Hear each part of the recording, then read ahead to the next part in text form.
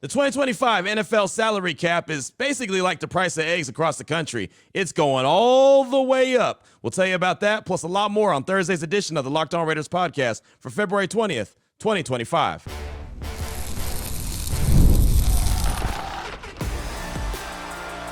You are Locked On Raiders, your daily Las Vegas Raiders podcast. Part of the Locked On Podcast Network, your team every day. And welcome here, Raider Nation, to another edition of the Locked On Raiders podcast. Thank you so much for making the show your first listen of the day. We definitely appreciate you. Whether you're checking out the show wherever you find your favorite podcast, that is great. Or if you're checking us out on the YouTube page, that's great as well. We definitely appreciate both. And because you continue to check in each and every day, the show continues to grow. And of course, we appreciate that on the YouTube page. Shout out to my man Ari. He does a great job every day, making sure we're looking good and sounding good. So we shout him out. He's on Twitter at Ari Produces. I'm on Twitter as well, at your boy Q254.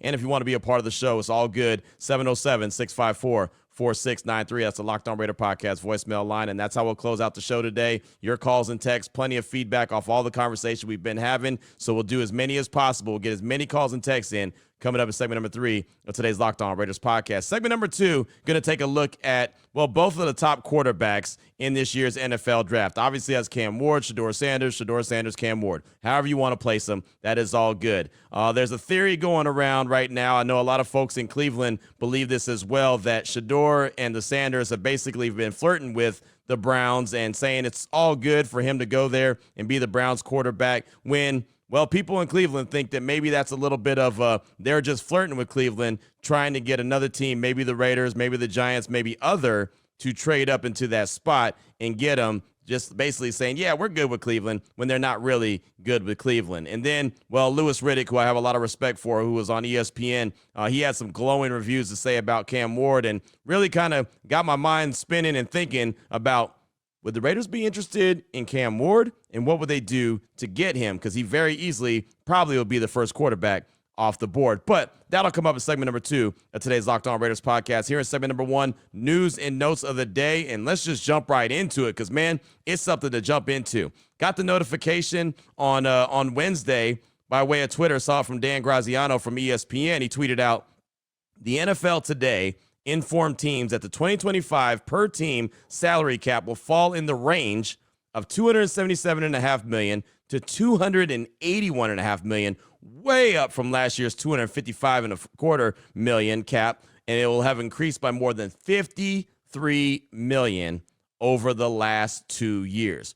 Woo, that's a lot of money. Now, look, it's not set completely yet. It's not exactly what the number is, but it's going to be anywhere in that range. So it's basically going to be at least a $20 million increase. And look, teams aren't super shocked. They're already kind of estimating what they believe it's going to be, but I don't think many people thought it was going to be at least $277.5 million. That is a lot of money on the salary cap just to continue to go up. And it's so funny. We talk every year like, well, you can't pay everyone. You can't get everyone under the salary cap. And I've said it for years. If you want to keep a guy on your team, you can. You can find ways to do it. We see teams always kick it down the can all the time, always manipulate the cap. And I know that a lot of people say that's a bad idea. It's like a credit card. Eventually, you got to pay it off. Do you? Do you really? I mean, not when it continues to grow like it is each and every year. And I know a team like the Saints, they're in salary cap jail right now. They're about $43 million in the red. But guess what? By the time it's all said and done and they got to be salary cap compliant, they will be. And they'll be able to be active during the offseason and free agency to what they need to do get done right about now. But it's not about the Saints. It's about the Raiders. So according to overthecap.com, and this is based off a estimation of the salary cap being $279.5 million. So it's kind of splitting the difference between 277 and 281. The Raiders have over $99.7 million in cap space and $92.9 in effective cap space. So they can obviously, that could be adjusted as well with a couple restructures like Christian Wilkins' deal, Minshew getting released, which I'm sure is going to happen. They could really end up being, when it's all said and done, close to $120 million in cap space. So where does that place them according to the rest of the league? Again, according to overthecap.com, second.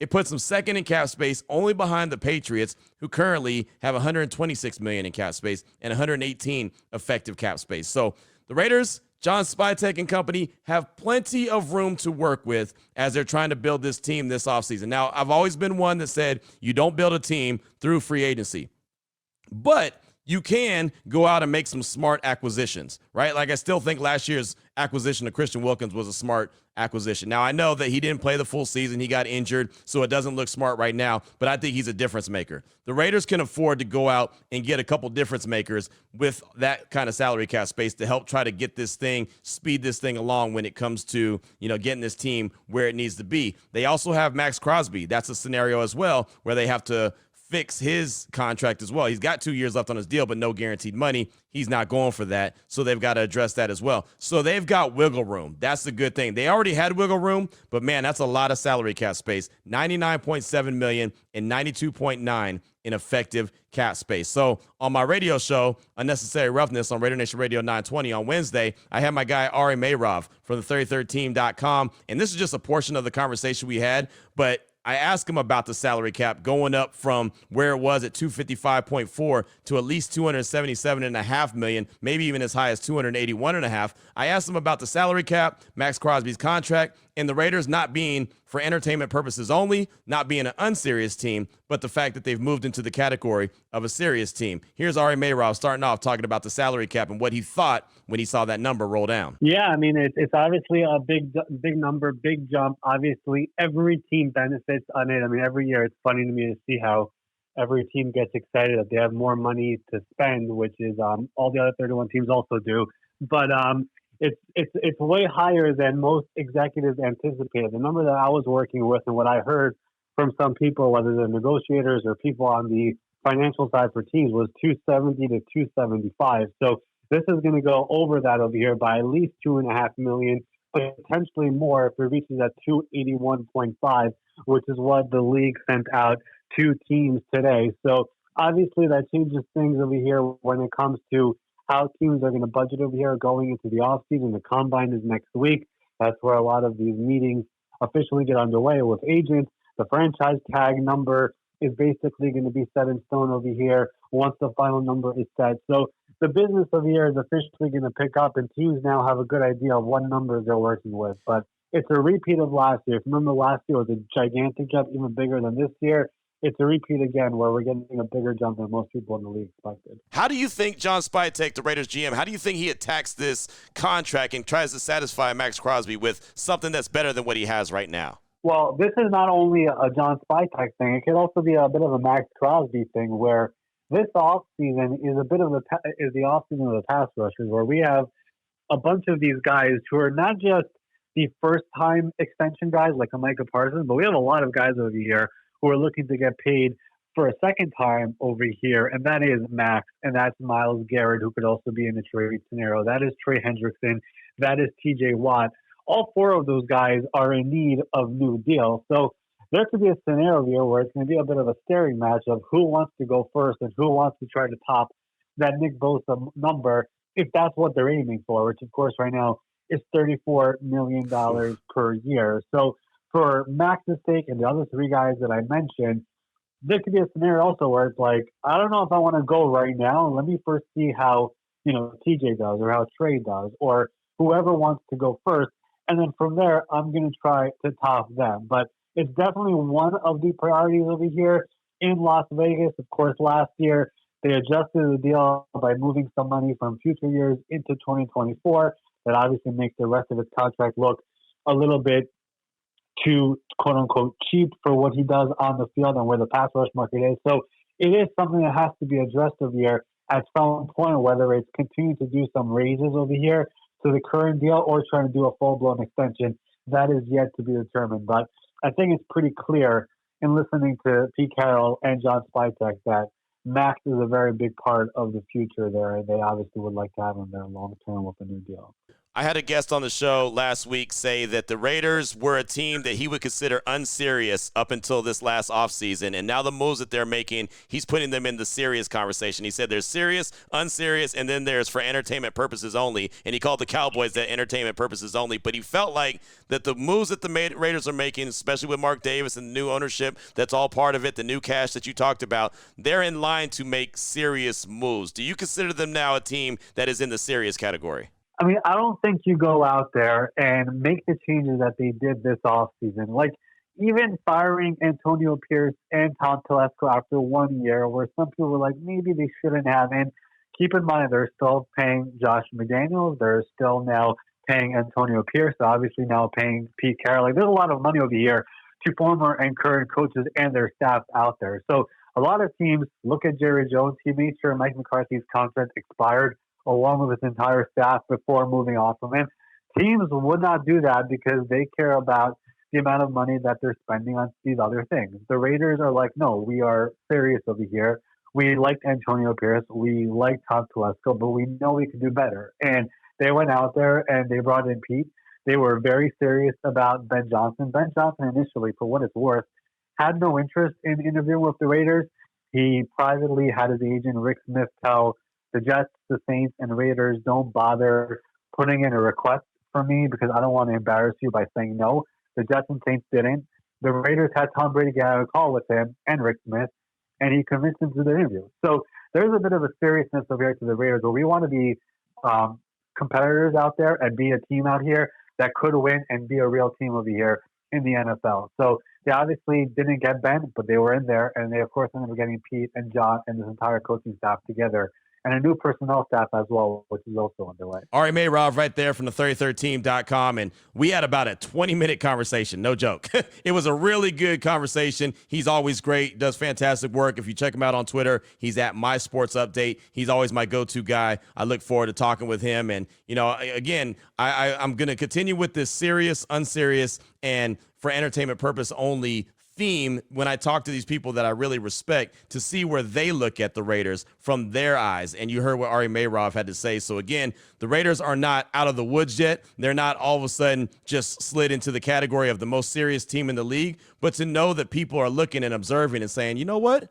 I respect what they're doing. That is a good sign. They've got to keep it going. They got to keep this party rolling, but it's a good sign for sure. Also, and this will be the final nugget here for segment number 1 of today's Locked On Raiders podcast, little news and notes of the day. It's funny, I saw from Pro Football Talk, they tweeted out, the Chiefs are not expected to franchise or transition tag their guard, Trey Smith. Smith has started all 80 regular season and playoffs games he's played since joining the Chiefs in the 6th round of the 2021 draft. It made him a key part of the protection for Patrick Mahomes as the team's right guard. Given the fact they need to improve that protection at left tackle this offseason, the prospect of losing another offensive lineman is not a good one for the Chiefs. So I saw that, and I've, seen that Trey Smith could or could not be available. And I've been one that I think that the Raiders really need to, this offseason, attack the offensive line, both in free agency and the draft. So I'd like them to solidify it. So I've kind of had my eye on Trey Smith, but I don't know all the nuts and bolts about him and everything that he's done all season long. So I tweeted out, the Raiders should have interest.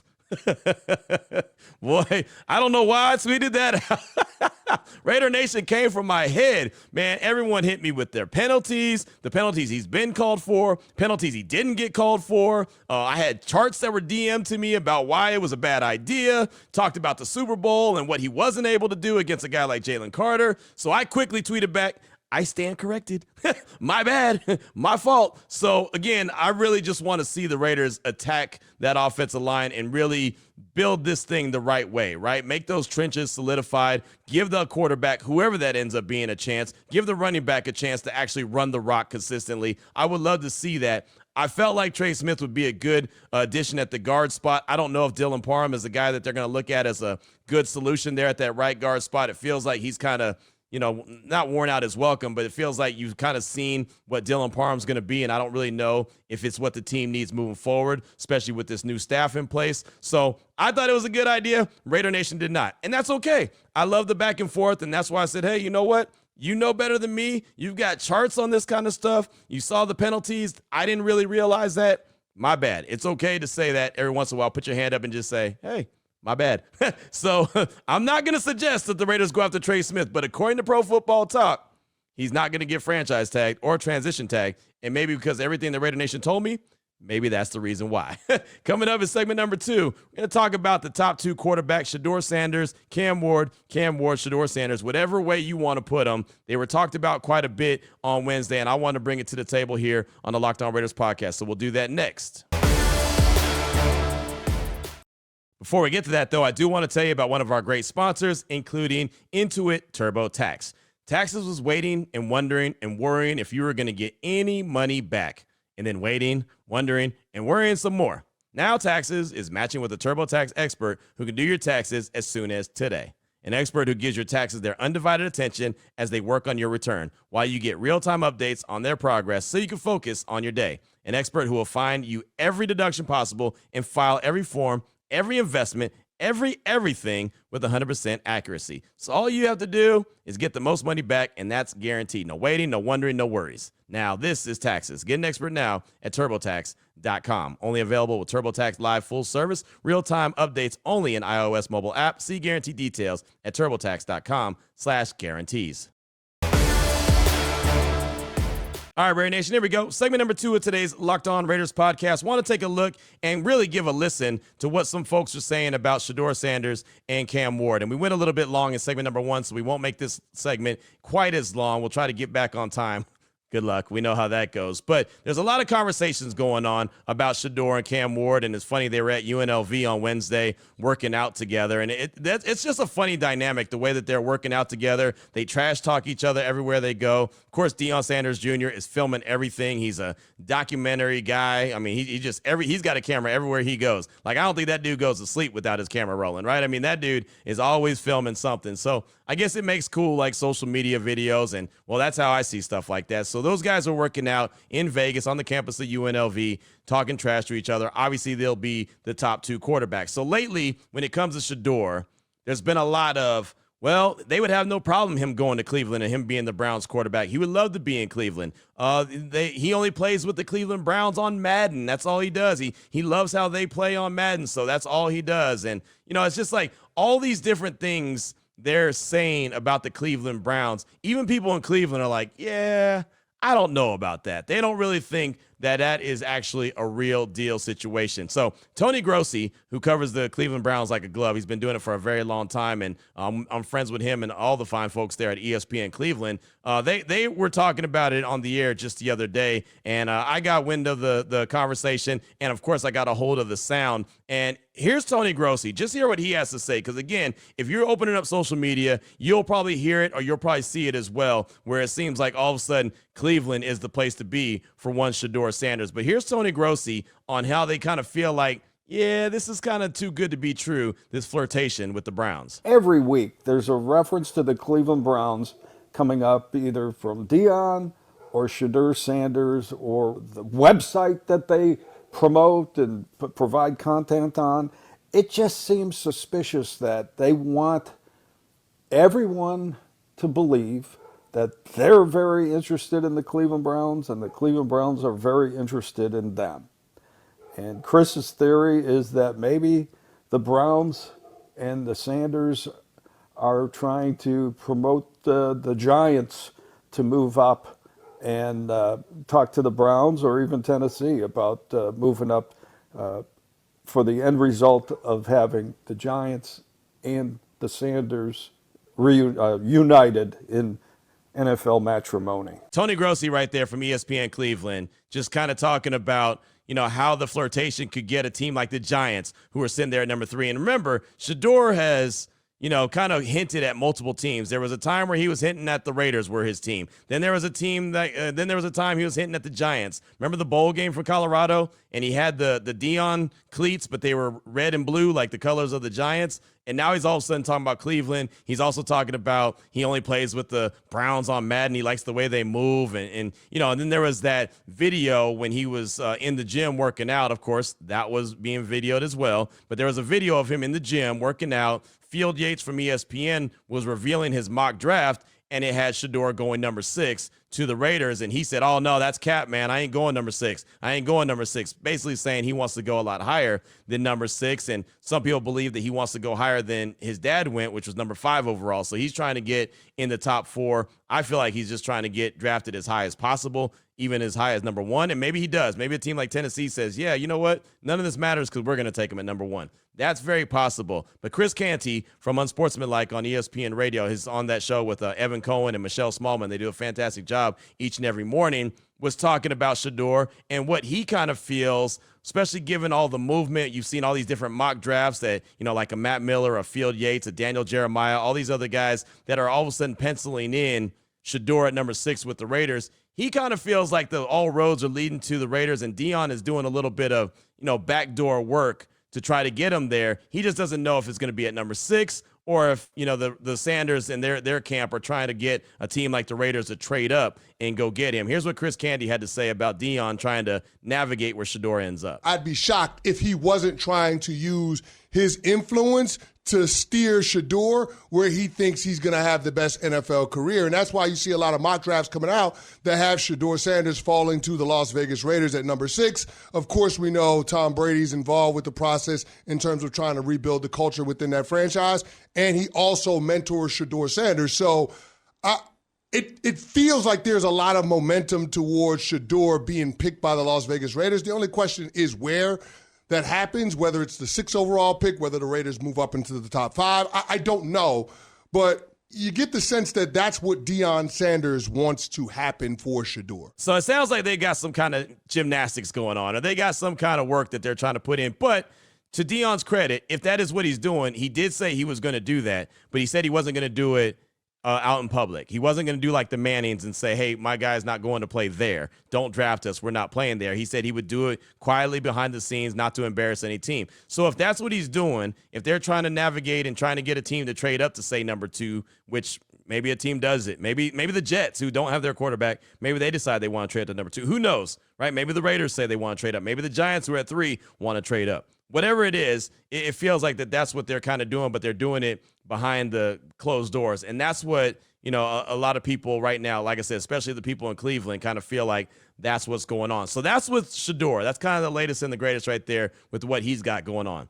Trust me, there'll be plenty more coming up, especially next week at the Scouting Combine. But I found this to be interesting on Cam Ward. We don't really talk about him a lot. I kind of feel like he's already a foregone conclusion. He's going to be the number 1 quarterback drafted. Either the Titans are going to take him or the Giants are going to take him at number 3. I don't know why. I feel like that one of those 2 spots will go to him, and I just assume that Shedeur is going to end up at number 6, which is probably not a good idea to assume that. But I just feel like somehow Shedeur is going to end up with the Raiders. But I love this take from Louis Riddick, who I have a lot of respect for. I hope that he ends up being an NFL GM one day. I don't know if he will, but I think he's very sharp when it comes to talent evaluation. He was on First Take, a show that I don't watch very often, but I'll listen to him when he's talking, and he had this to say about Cam Ward that really caught my attention. Check it out. Look, this guy, think about Cam Ward's story from his start at Incarnate Ward as a 0-star recruit.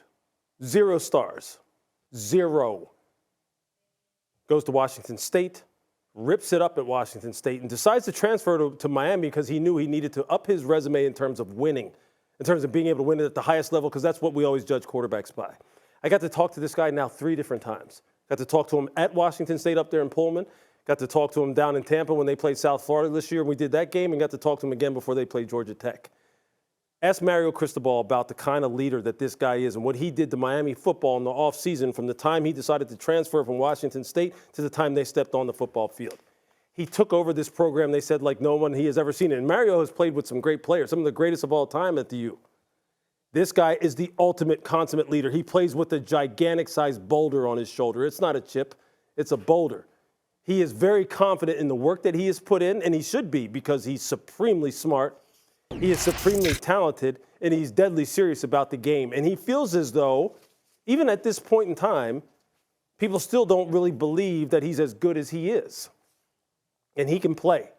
He directed that passing attack down there at Miami this year with the kind of precision and kind of maturity that is worthy of being considered a number 1 overall pick. It just is. And when he gets to the NFL level, he will be the guy who – what is the first thing that people said about Jaden Daniels when he went to Washington? They were surprised – not surprised, that everyone was impressed about the fact that he was there at 5 a.m. every day and he's the last guy to leave. And that's not just for show. It's because that's part of his process. It's the same thing with Cam Ward.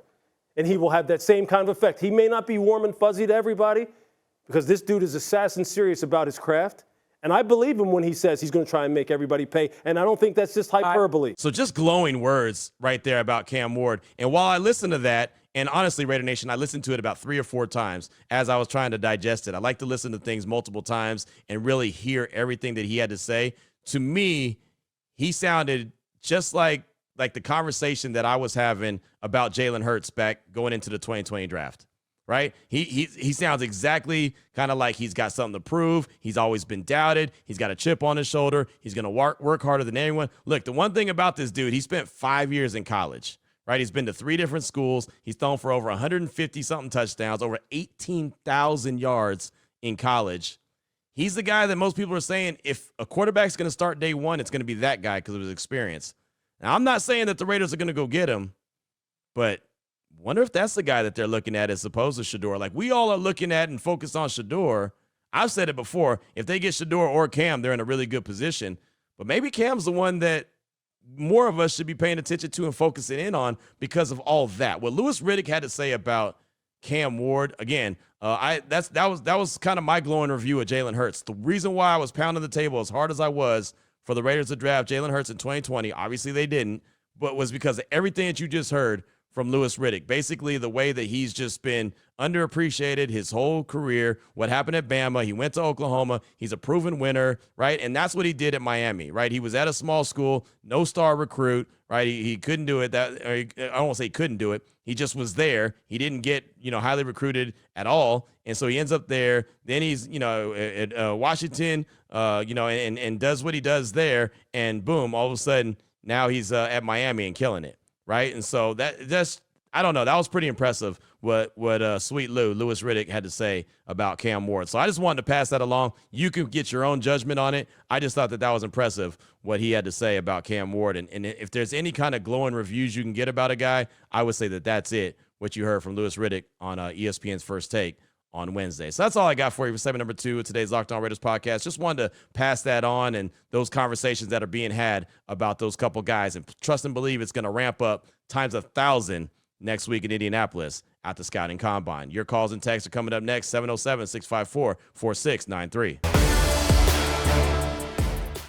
Before we get to that, though, I do want to tell you about another great sponsor here on the show, and that's FanDuel. When the game tips off, the NBA action is just getting started, and there's no better place to get it on at than FanDuel, America's #1 sportsbook. With FanDuel, you can place live bets throughout the game, so even if you missed the opening tip-off or want to bet on a fourth-quarter comeback, you can stay in the action. And if you're looking for a bigger payout, you can even combine your live bets into a same-game parlay. I love all the player prop bets. It's a lot of fun, right? You saw the return of Luka and LeBron to the court, the only NBA game that was played on Wednesday night, the Lakers and the Hornets. You could play some player prop bets on those two guys, seeing what they're going to do the last half of the season, really the last, 30 games or so of the season. You can do that and have a lot of fun with it as well. Right now, new FanDuel customers can get $150 in bonus bets if your first $5 bet wins. Visit FanDuel.com to join today. That's FanDuel.com for your shot at $150 in bonus bets. Make every moment more with FanDuel, the official sports betting partner of the NBA. Here we go, Raider Nation. Segment number 3 of today's Locked On Raiders podcast. Your calls and texts are after that Locked On Raider podcast voicemail line, 707-654-4693. Let's start things off with David. King David, he's calling to talk about a quarterback that nobody's talking about. And I mean nobody's talking about. Here he is, David. Hi, my name is David, and I am calling about the Raiders quarterback situation. Why is no one talking about Daniel Jones? I'm not a big fan of his. Didn't think he did great at New York except for the 1 year. But when I go back and look at college tape and with Chip Kelly's offense, I think it might be a match. He would be a good bridge quarterback you could bring in. They help each other. If Daniel Jones does well, he could go on and get a better contract, either with the Raiders or with someone else. And the Raiders get a veteran to help bring in a rookie. That's it. David, thanks so much for the call. Appreciate you. Yeah, Daniel Jones to me is not realistic. Honestly, I think the best thing for Jones is to stay in Minnesota. I think that Jones could look at Sam Darnold and say, hey, you know what? That has a chance to be me. Let me stick around here in Minnesota.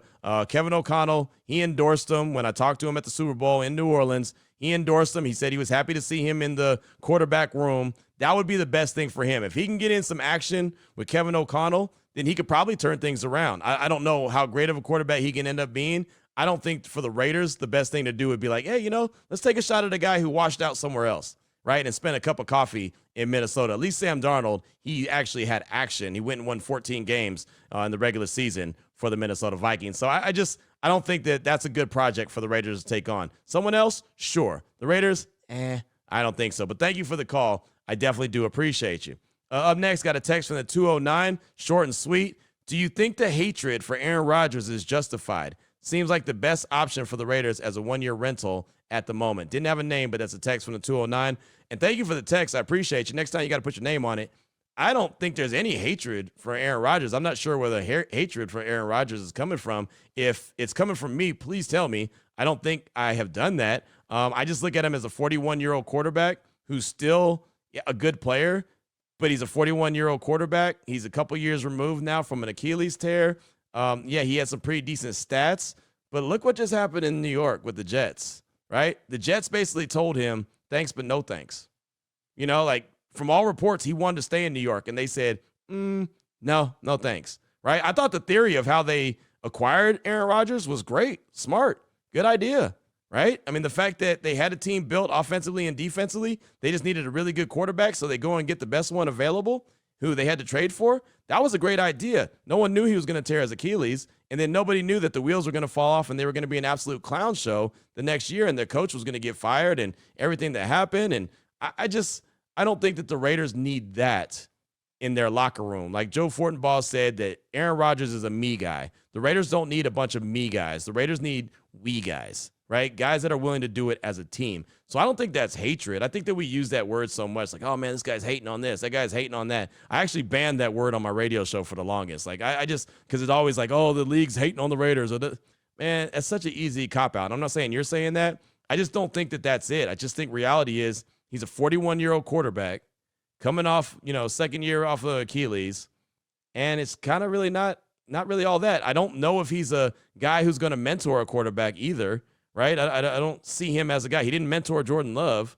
I don't see him as a guy who would just mentor the next quarterback because obviously he's a short time, not a long-term solution. I'd rather go, if you're going to get a bridge quarterback for a year or two, I'd rather go like the Justin Fields route, which actually sounds like the Jets are interested in Justin Fields. So that kind of tells you what they're thinking. They're moving on from Aaron Rodgers, and they're possibly going to bring in Justin Fields.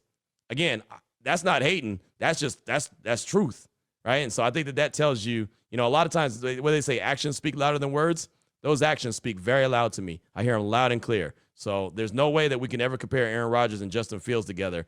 But the Jets, what it sounds like from reports, that they have more interest in him as their quarterback than they did moving forward with one Aaron Rodgers. But thank you for the text. I do appreciate you. Like I said, next time, man, let me know your name. I want to be able to shout you out and not just shout out your area code. Up next, got a call from Kenny, the Raiders fan. He's calling to ask about Shedeur Sanders and his arm strength. Here he is, Kenny, Raiders fan. Thank you, Kenny, Raiders fan out in Patriot Country. I just have a question about Shedeur Sanders. I've been pretty sold on him as well, just like you, at least being better than anything we've had in a while. But I've seen a lot of breakdowns of him lately, and I know his arm strength's always been in question, but I'm seeing videos where he's making passes to wide open people that are getting recovered on by people that probably aren't even going to make the league and getting intercepted. So is his arm strength worse than what we actually think? And is it actually NFL caliber? I know a lot of people will bring up, well, Brady's biggest knock was his arm strength as well, but at least he could make those throws. If he had a wide open person in a cover two, he could beat the zone or at least make it on time enough to not have someone recover. But I'm seeing, Shedeur facing good talent, but not SEC talent. He's going to be facing crazy safeties and cornerbacks in the league on every play. Can he make those throws? Is he really worth a top 10 pick? Just something, food for thought. I'll be happy if we get him because, again, I think he's going to be better than anything we've had in a while. But just something I've been thinking about the more I've seen breakdowns on him. Just want to get your thoughts. Thanks for doing what you do, Q, and go Raiders! Thank you for the call, my man. I appreciate you. My simple answer is yes. His arm strength is fine, right? I'm not going to say he's got the strongest arm in the draft. I think Cam Ward has a very strong arm. I think Jalen Milroe probably has the strongest arm in the draft, but he's very accurate. He has really good ball placement. It's so funny when you look at Cam Ward and Shedeur. Shedeur, he's more of a touch passer, has a nice air under the ball, has really good accuracy, and Cam Ward really is a guy that just kind of zips it in there. Jalen Milroe, he only has one kind of a pitch. If he was a pitcher, it'd be fastball, and that's it.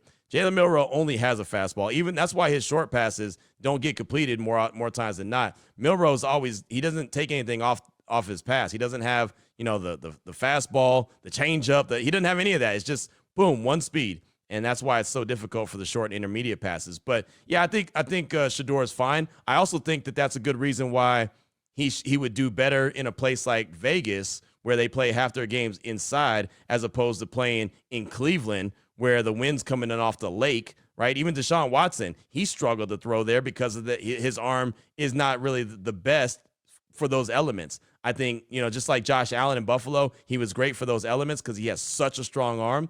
I feel like that's what Cam Ward would be in New York as well with the Giants. I think that would be a better location than Shedeur. But for the Raiders, I think Shedeur would be perfect. I think his arm strength is really good for that, right? I'm, again, not going to claim he's got the strongest arm in the draft, but I think his arm strength is good enough, and his accuracy is fantastic. And, of course, he did understand about playing in the elements. He did play in Colorado, so I just think it's something that's better and beneficial for him moving forward. Thanks so much for the call. I do appreciate you. Just got time for a couple more. This one's a text from Alex in the 714. What's up, Q? It's Alex from the 714. This is my first time texting into the show. Been listening for a little over 2 years and really enjoy your show. One of the best, if not the best source for Raider news and updates. Anyway, I know every free agent quarterback and every quarterback in the draft is being associated with the Raiders. I don't really like any of those options. Maybe Justin Fields, just because he's a mobile quarterback, and Chip Kelly calling the plays, may not be such a bad duo. But first of all, I really think we need to protect the quarterback, whoever that may be. The Raiders need to focus on the O-line. That way they get the running game going and make it easier on the quarterback. I feel like that is something that is not getting much attention, but it's still early, and I just hope they shift their focus sooner rather than later. Now, a QB that I'd be interested in if Chip Kelly would be interested in one is Joe Milton. He looked great against the Bills in Week 18. He was throwing dimes and extending the play with his legs, something the Raiders need. Yeah, sure, it was against Bills backups, but, man, I think the ceiling is high with him. Let me know what you think. Take care, homie. That's Alex in the 714. It's funny you mentioned Joe Milton. I remember meeting him and talking to him last year at the scouting combine. I came away pretty impressed. And he was a guy that was looked at as a project. Joe Milton came from Tennessee. He sat behind Hendon Hooker. He's got a very good, strong arm as well, and he's very athletic. I think he still has a lot of room to grow. But from everything that people saw in the preseason and what they saw in that Week 18 game that you're talking about, a lot of people are talking about Joe Milton. My guy Ryan Hogue, former Raiders wide receiver, the guy who co-hosted this show all week long while we were in New Orleans on Radio Row, he suggested Joe Milton multiple times throughout the season. He would hit me and be like, hey, man, you know what? Joe Milton would look really good with the Raiders. So I'm not going to say that it's not a possibility. He's with the Patriots right now, so it'd have to be a trade. But the Raiders have a lot of trade capital, right? They've got 10 draft picks to work with. So I don't think it'd be a real expensive trade. I don't think they'd have to give up a lot of capital for him. It could be something. I think people are talking about him, but not really talking about him, if you know what I mean. And as far as the O-line, you're absolutely right. That's why I mentioned Trey Smith earlier, and everyone was like, no, anyone but him. So I was like, all right, let me back up off that one. My bad. But, yeah, that's I agree. I think the offensive line really needs to be focused in on probably in free agency and in the draft to get that thing solidified. If I can wish one thing, if I can grant one wish to the Raiders, it's basically to have that 2016 offensive line. When they had car insurance, they had Donald Penn, Kelechi Osemele, Rodney Hudson, Gabe Jackson, Austin Howard. Those 5 dudes were some bad, bad dudes. Like, you knew what play was coming. Remember that game against Denver where they ran basically the same play? Right now, I think it was Sunday Night Football, and they ran that same play like the whole drive, and Denver couldn't stop it. Donald Penn tells me all the time, yeah, we told them what play was coming. They just couldn't stop us because we were that dominant. That's what I'd love to see. When you can run the ball successfully, when everyone in the building knows that you want to run the ball, that's when you know you're cooking with grease. That's when you know you're right where you need to be. That's something Matt Rule told me a long time ago. Q, this is how I want my teams to be built. We need to be able to run the ball when everyone in the building knows we're going to run the ball. That's where the Raiders need to get. I would love to see them put a lot of attention on the offensive line. Thanks so much for that text. Appreciate you chiming in for the first time. Please don't let that be your last time. That was a really good one. Let's close things out with a call from Bodie Raider in SoCal. He's calling to talk about a couple quarterbacks that nobody's talking about in Raider Nation. He's not wrong. Here he is, Bodie out of Bodie Raider in SoCal. Yo, Q, Bodie Raider from SoCal. Listen, I don't hear anybody talking about this, so I just want to get your opinion. There's no quarterback, in my opinion, better than Mariota to teach Chip's offense. And if you look at Mariota in the game he came in for Derek Carr back in the day, and you look at him coming in the Commanders, The dude can still play. His legs are fresh. He doesn't have a lot of tread on the tires because he's been sitting for so many seasons. If he can stay healthy, he gives us a chance to win right away. Then, man, look at Trey Lance. That kid coming out of college was like the second or third best quarterback in that draft, and the dude has never had a fair shake in the NFL. He could probably be gotten cheap from where he's sitting right now. So you got Mariota, you got Trey Lance, who's got experience, who's going to be more NFL ready than anybody we draft. And then if we can get those two for relatively inexpensive in free agency, if someone falls to us, we draft them. If not, I'd be excited about that lineup coming out of the gate. So I just love to hear your opinion on that. I just haven't heard anybody talking about this, but I think that would be our best quarterback combo going into the season. And then I'd be curious, if that was the case, who would you draft and in what round to develop behind those guys? Thanks for all the work you do, Q. Appreciate you. Bodie. I don't know how you got your name Bodie. I would call you Brody. I would think that would be your name, but hey, man, my bad. Anyway, Bodie Raider in SoCal, thanks for the call. Some have mentioned Marcus Mariota as a mentor type guy.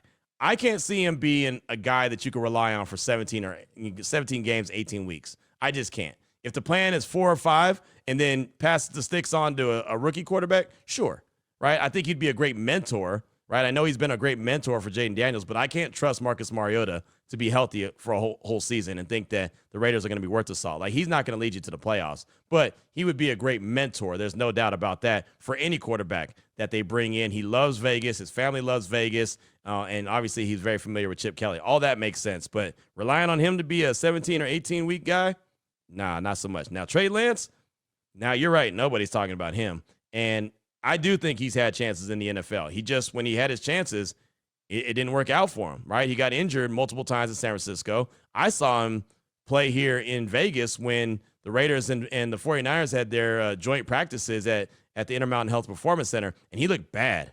I mean, he looked bad, right? It was awful. I mean, I remember standing there next to Vinny Bonsignore, as I often do during training camp, and was like, what is he doing? He looked terrible. And I know when the Cowboys came to Allegiant this last year in preseason, he looked pretty good for the Cowboys. But think about this. The Cowboys had a terrible season. Dak got hurt early. They had Trey Lance on an expiring contract, and they didn't even play him. They didn't even play him to see what they had in them. They rather go with Cooper Rush, who they already knew what they had, because that's how bad Trey Lance is. Like, I wouldn't, if you're counting on Trey Lance, maybe as a backup, he's probably going to be a good backup in his career. He's not a starting quarterback in the National Football League. He's very athletic, but he's not a starting quarterback in the league at all. Again, if you're bringing him in to be a backup, sure. But at some point, you got to bring someone in to be the starter. Trey Lance, he ain't him. He's not. I like the thinking outside the box, but I have to say that he's not him. But thanks so much for the call. I do appreciate you. Got a text from Chipsy in OKC. Aaron from the 203. We'll get those coming up on tomorrow's show. Also, Daniel Jeremiah is holding his pre-combine conference call. It's a massive thing. I love it when he does it. He usually does it 2 or 3 times, a draft season. This is the first one. I'm looking forward to it. We'll probably have some of that sound come up on Friday's show. Also, my radio show, Unnecessary Roughness, I'm doing from Maxx Crosby's Papa John's later on today. So he's supposed to be sitting down with me and having a conversation. He's going to get so tired of talking to me. He's going to be like, man, I see this guy at Pete Carroll and John Spytek's introductory press conference. I run into him in New Orleans on ESPN. Then all of a sudden he's at my Papa John's while I'm trying to open this thing up. He's going to get tired of seeing me, but that's okay. So if that's a really good conversation that I have with Max, I'll bring that to the table as well and see how he's thinking about the moves that the Raiders and their this new staff is starting to do already early in the process as they prepare for the combine, prepare for free agency, and prepare for the upcoming NFL draft. So we got a lot to get to. We'll close out the week strong. Like I said, we'll definitely have an episode or 2 that are dedicated to Daniel Jeremiah and his conference call and what he had to say about the NFL draft. That's when you know it is full, real deal draft season. So until Friday, Raider Nation, take care of yourself, take care of your family, love on your family. Most importantly, as always, just win, baby.